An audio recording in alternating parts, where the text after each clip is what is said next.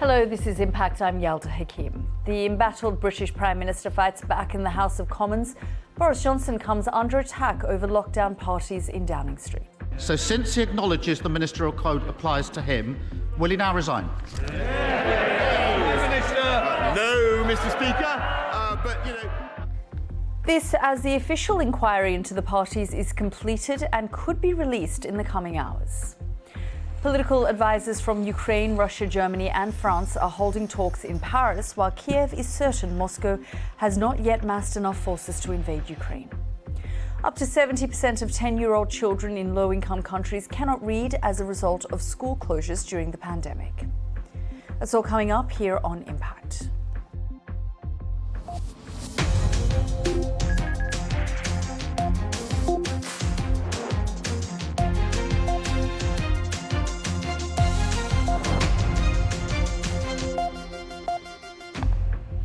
Welcome back to the programme. We start in Westminster, where the UK's politicians are still waiting for the report into claims parties were held in Downing Street at the height of the COVID pandemic, in breach of strict lockdown rules.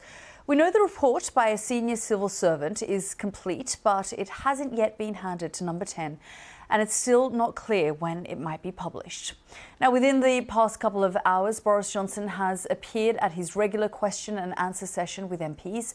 He refused to comment on what the report might say, but he also said that he would not resign because the Conservative government had got the big calls right on its handling of the COVID pandemic. But the Sue Gray report is not Boris Johnson's only problem. The Metropolitan Police have also announced their own investigation into potential breaches of the law in Downing Street. Let's go straight to my colleague Ben Brown, who joins us from Downing Street. Hello, welcome from Downing Street, where officials say that so far they still have not received the report by the senior civil servant Sue Gray into lockdown parties here at Number 10 and elsewhere in Whitehall. Well, at a raucous Prime Minister's questions in the Commons today, the Labour leader and opposition leader Sir Keir Starmer said that the Conservatives had done immense damage to public trust. And he once again called on Mr Johnson to resign. It's understood Sue Gray's crucial report is now complete, but we still don't know exactly when it's going to be either handed in to Number 10 Downing Street or published. And when it is published, whether or not we'll see it in full. And there is, meanwhile, another big headache for the Prime Minister today. Whistleblower emails published by the Foreign Affairs Select Committee seem to show that Boris Johnson did personally authorise the evacuation from Afghanistan last August of animals from an animal charity run by former Marine Pen Farthing. Well, in the past, the Prime Minister's categorically denied that he gave the personal go-ahead for such an operation, and he's always dismissed claims that the government was effectively prioritising animals over people. We'll have more on that very shortly, but first, this report from our political correspondent, Jonathan Blake. Westminster is waiting. The Prime Minister left Downing Street this morning with his fate hanging in the balance. Expectations could not be higher as he arrived at the House of Commons to face Prime Minister's questions. But for now, the questions and the answers sounded like more of the same. The ministerial code says that ministers who knowingly mislead Parliament will be expected to offer their resignation. Does the Prime Minister believe that applies to him? Prime Minister. Mr. Speaker, of course, but let me tell the House that I think he's inviting a question about an investigation which, as you know, Mr. Speaker, I can't comment. Boris Johnson was challenged to make public the results of the inquiry into events that may have broken COVID rules. So can the Prime Minister confirm that he will publish the full Sue Gray report as he receives it? Minister. Mr. Speaker, what I can tell him is that we've got to leave the report to the independent investigator, as he knows. And of course, when I receive it, I will do exactly what I said. Labour trying to paint a picture of a Prime Minister on borrowed time. Whatever he says in his statement later today or tomorrow won't change the facts. Isn't this a Prime Minister and a government that have shown nothing but contempt for the decency, honesty and respect that define this country? Boris Johnson was defiant, sounding intent on staying put. We've taken the tough decisions We've got the big calls right, and in particular, I am getting on with the job. After the first accusations emerged of a Christmas party during the first COVID lockdown, the denial from Boris Johnson was firm. What I can tell the right honourable gentleman is that all guidance was followed completely during number 10. From then on, it emerged that in May 2020, around 100 staff were invited to drinks in the Downing Street garden. The Prime Minister said he thought it was a work event. The following month, staff gathered in the cabinet room of number 10 to celebrate Boris Johnson's birthday with a cake and picnic food when social gatherings were banned. And in April last year, the night before the Queen sat alone at Prince Philip's funeral, 2 leaving parties were held in number 10.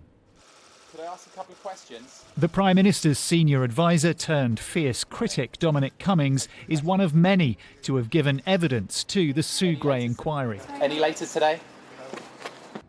For those still working in number 10, the scrutiny has been intense, the consequences uncertain.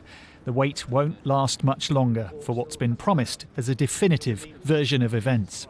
Jonathan Blake, BBC News.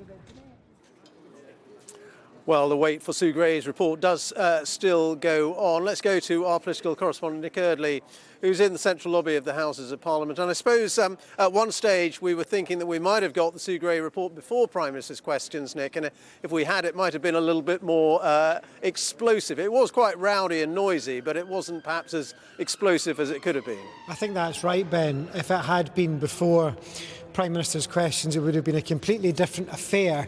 As things stand, not totally sure when we're going to get it. The latest we've heard from Downing Street, which was about an hour and a half ago, was that they didn't have it yet, that it hadn't been sent to them, but they would seek to get it out as quickly as possible once it was in their possession. So at the moment, it's not really clear when we're going to see the details, nor when we're going to hear from the Prime Minister in Parliament. The Speaker, Lindsay Hoyle, did say that he was prepared to potentially suspend Parliament for a bit, to have that statement this evening, but it's still in a state of flux and there's no certainty about whether that's going to happen today.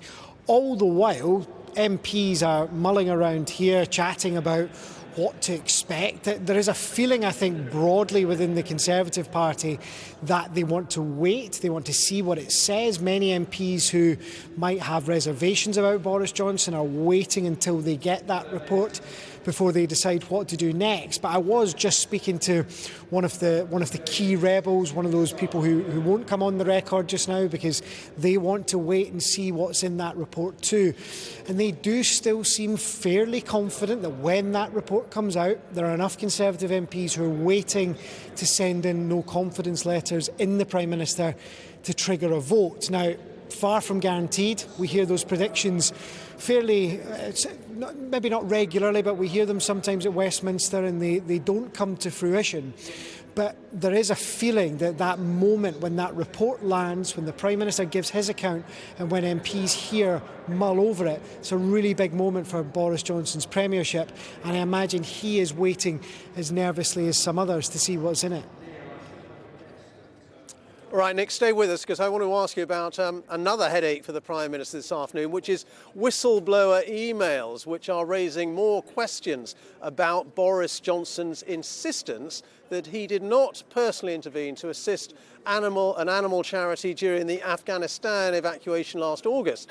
Now, the Prime Minister authorised animals under the care of the charity Nowzad to be evacuated from Kabul, according to emails that have been leaked by a whistleblower and produced by the Foreign Affairs Select Committee.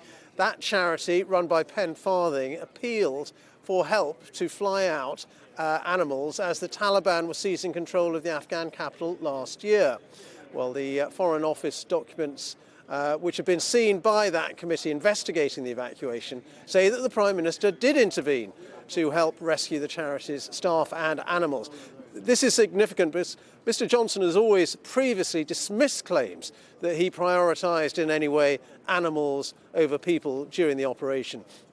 Now, in the last hour on this, the Defence Secretary Ben Wallace has strongly denied that the Prime Minister did order the evacuation of the charity's team and its pets. Well, let's get more on all of that from our political correspondent Nick Eardley, who's still at Westminster for us. Nick, this is, as I say, another headache for the Prime Minister. Just is a little bit complicated. It takes us all the way back to those dramatic events in Kabul last summer. But explain the significance of what the Foreign Affairs Select Committee have produced today. Well, you'll remember, Ben, and many people at home will remember the huge controversy over the decision to evacuate about 150 animals from Kabul airport when there were still many people trying to get out. There were a lot of questions asked at the time about the decision-making process. There was a feeling that maybe someone in government had urged this to happen. The Prime Minister always denied, though, that he had instructed either the Ministry of Defence or anyone else to make sure that Penfarthing and those animals were evacuated. I think we can listen to what the Prime Minister said when he was asked about this last year. The Foreign Affairs Select Committee has been hearing from an official who says the response to the situation in Kabul was chaotic and has suggested that you yourself intervened to try and get the Nowzad animals out, and they got priority over some Afghan people. Did you intervene that way? No, that's complete nonsense. But what I can tell you is that I think that the operation of pitting to airlift 15,000 people out of Kabul in the way that we did over the summer was one of the outstanding military achievements of the last 50 years or more. That was the British Prime Minister Boris Johnson dismissing claims that he had prioritised animals during the evacuation after the fall of Kabul. That statement he made in December of last year. There are now claims and cables that have been leaked that say that he actually personally did authorise the evacuation of animals over people. Stay with us here on Impact. Still to come, school closure concerns during COVID pandemic. We will talk to UNICEF's head of education.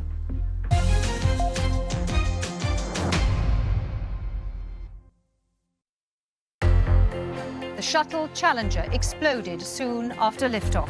There were 7 astronauts on board, one of them a woman schoolteacher. All of them are believed to have been killed. By the evening, Tahrir Square, the heart of official Cairo, was in the hands of the demonstrators. They were using the word revolution.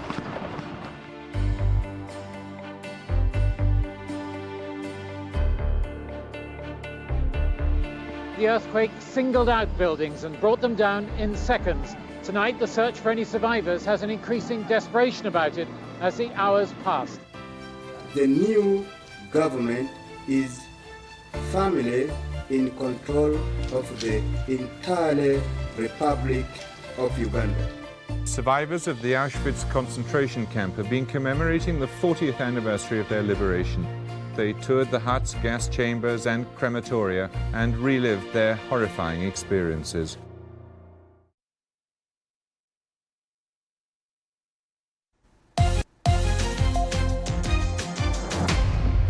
You're watching Impact on BBC World News. I'm Yalda Hakim. Ukraine's foreign minister has played down concerns that a Russian invasion might be imminent. Dmitry Kuleba said Moscow had not yet massed enough forces for an invasion, but he acknowledged that the risks were high. Talks are taking place in Paris between France, Germany, Russia and Ukraine to try to defuse the situation. Here's our diplomatic correspondent Caroline Hawley. New Russian military manoeuvres amid escalating tensions. This is Western Russia, close to Ukraine. Moscow now has around 100,000 troops massed on the borders of the former Soviet Republic, with more still arriving. The Ukrainian government says Russia's aim is to sow panic. It poses a threat to Ukraine, a direct threat to Ukraine. However, at the moment, as we speak, this number is insufficient for the full-scale offensive against Ukraine along the entire Ukrainian border. Still, as the Russian build-up continues, alarm is growing in Western capitals. Fears of what could be the most serious confrontation in the region since the Cold War. These fighter jets are heading to Moscow's ally north of Ukraine, Belarus. And Western warnings to Russia, threats of punishment, are getting louder. There would be severe economic cost to Russia if they were to stage an incursion into Ukraine. We're also helping Ukraine with the supply of defensive weapons, and we're strengthening our support to NATO as well. Russia claims it's the West that's escalating the crisis. The US and its allies have abandoned diplomatic rules and have been seeking to undermine our country with unilateral sanctions, as well as increasing military pressure on Russia with manoeuvres along the Russian borders. They are trying to draw Kyiv into making provocations against Russia. Near the capital Kiev, Ukrainians prepare for the worst. These civilians are part of the country's defence plan if Russia does invade. In his normal life, Vasil works in logistics, but every Saturday he trains as a soldier. He's wanted to do this, he says, since Russia's invasion in 2014 of Crimea. And now a new danger looms. I am ready to fight back. I am confident the enemy will not reach Kyiv. We Ukrainians have always been good at self-organization and will be the first to support the Ukrainian army. They've said they'll defend their capital street by street if they have to, if diplomacy to deter an invasion fails. Caroline Hawley, BBC News. Well, earlier I spoke to Bill Taylor, who was a US ambassador to Ukraine. I asked him what calculation President Putin is making and whether he's testing the West. Putin is massing a force on three of Ukraine's borders to try to intimidate President Zelensky, the Ukrainian president, or trying to intimidate President Biden or European leaders into giving Mr. Putin what he's after in terms of control over Ukraine. So far, President Zelensky, European leaders, President Biden have not given in to that intimidation. So far, they have held firm. They've stared him down. And so far, he has not been able to achieve his goals. But Do you think, though, they have stared him down? Because this is a crisis that Putin has created and is happy to escalate. And frankly, he is getting the attention that he wants. He is getting Western diplomats to come to the negotiating table and talk to him in Geneva and now in Paris. Yala, there is absolutely nothing wrong with sitting down at the negotiating table. Nothing whatsoever. That's perfectly fine. That's the way out of this problem that President Putin has caused. He knows that. He knows that it's his decision whether to actually invade, which would result in the deaths of tens of thousands of Ukrainian civilians and military and thousands of Russian soldiers as well. It's up to him. He knows he's caused this, and it's up to him to find a way out. And in the meantime, the West stays firm and stares him down. But I mean, this, as the Ukrainians have said, has been going on for 8 years for them, and they have described and talked about the threat from the Russian side to the Ukrainians. And of course, NATO has no obligation whatsoever to come to the aid of the Ukrainians. So I suppose the question then is, why now? Why this focus now? Other than the troops amassing, because the Ukrainians have said, frankly, 100,000 troops, while that is problematic, they've been there for many months, and it's certainly not enough to invade, say, Kiev, for example. Yelda, it's enough to do grave damage. And it's also possible that the Russians have made it clear that they can bring and are bringing more forces to the border. All to say that this is serious. The Ukrainians are right, of course. The Ukrainians have lived with this threat of the lower grade threat on their border from Russia. They've lost 14,000 people. 14,000 Ukrainians have died thanks to the Russians on the Ukrainian eastern border. But this is new. This is bigger. This is a greater threat that the Ukrainians have to face. And they don't want to panic. Ukrainians are not prone to panic. They do need to take it seriously. The West needs to deter President Putin from making this bad decision. The deterrence is coming in forms of military equipment and resupply and reinforcements to NATO, as well as very harsh sanctions, even on President Putin himself. Is it enough, though? I mean, when you talk about deterrence, does that mean meeting some of Putin's demands, which includes rolling back NATO? It does not. It does not, Yalda. We don't have to meet those demands at all. There are other issues other requests, other demands, if you will, that are included in these two draft treaties that the Russians have put down last month. And they have asked for conversations, negotiations on missile placements, NATO missile placements. But of course, if there are NATO missile placement constraints, there will be Russian constraints. There's constraints on the Russian missile placement. Similarly, on military exercises, the Russians are concerned about B-52 bombers too close to their borders. Well, we're concerned about their military exercises as well, and we're happy to sit down and talk about those. Again, there's no problem in talking. In fact, that can lead to security benefits for both sides. That was Ambassador Bill Taylor there. Now, school closures and children's education has been a key concern during the pandemic, and now the UN has warned that the number of children who've been left behind is nearly insurmountable. Globally, full and partial school closures lasted around 224 days, but in the low and middle income countries, they often lasted even longer. As a result, up to 70% of 10-year-olds in these countries cannot read or understand a simple text. That's up from 53% before the pandemic. Earlier, I spoke to UNICEF's head of education, Robert Jenkins, and asked him about the worrying leap in figures. It's very much still alive and now. We have a third of the world's school children still affected by full or partial school closures. Yeah, just tell us which countries have been most affected, because we talk about in this report low and middle income countries. Well, overall low and middle income countries, we see an average now of 70% of 10-year-olds being unable to read or understand a simple text. One of the most concerning parts of that is if you are living in a community or in a country in which you have greater chance of being experiencing learning poverty, being unable to read, your schools tended to have been closed longer. So you've been disproportionately impacted because your school has been closed for longer, but also you're facing challenges in returning to school. Either you've now entered a labor market or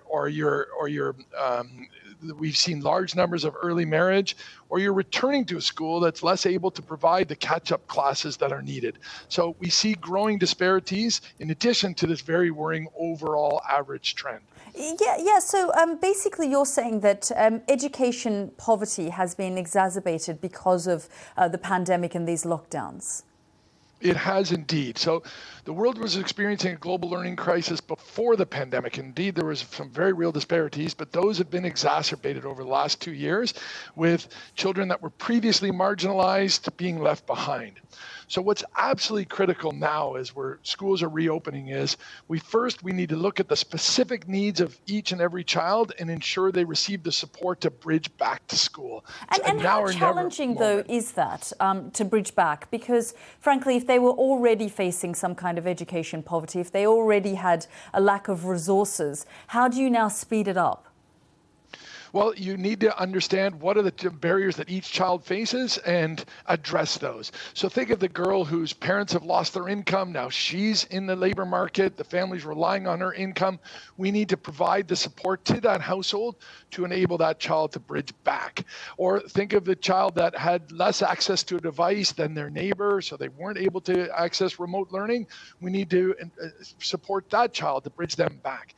When they come back into school, what's critical is they receive full comprehensive support. So catch-up learning programs, but also nutritional support, health support, a sense of protection. It's now or never that we support marginalized children and enable them to be successful. Yeah, and that's going to be so difficult because, of course, once, for example, girls fall out of school at a certain age, communities may be reluctant to allow them back. As you say, they may face things like child marriage. Indeed, but we are seeing some great examples of countries that have addressed those policy considerations and enabling sort of an environment in which welcomes all children to return. But we need practical, programmatic solutions so that each child receives the support in order, indeed, for them to bridge back into school, return on their learning journey, so that they themselves can benefit, but their household, their families, their communities, their countries. So you know what needs to be done. You've highlighted the problem, you know what the solution is, but how difficult is it going to be to implement that in terms of resources, funding, and the manpower on the ground? Well, indeed, it's a very real challenge, unprecedented challenge at the scale, but also, again, how long the school closures have been in many countries. However, I think we are seized in UNICEF to bring all resources to this challenge. The UN system, many governments and are proactively addressing this. Now it's just a matter of practical, at-scale change to, again, so that we can rebound from this, build back education systems more effectively so every child can realize their dream. That was the head of education at UNICEF, Robert Jenkins. And of course, we've got much more coming up on Global in the next half hour. But let's leave you with these pictures of 10 Downing Street, where we are expecting more from Downing Street once we find out when this Sue Gray report will come out. We'll have much more for you here on BBC World News. Goodbye for now.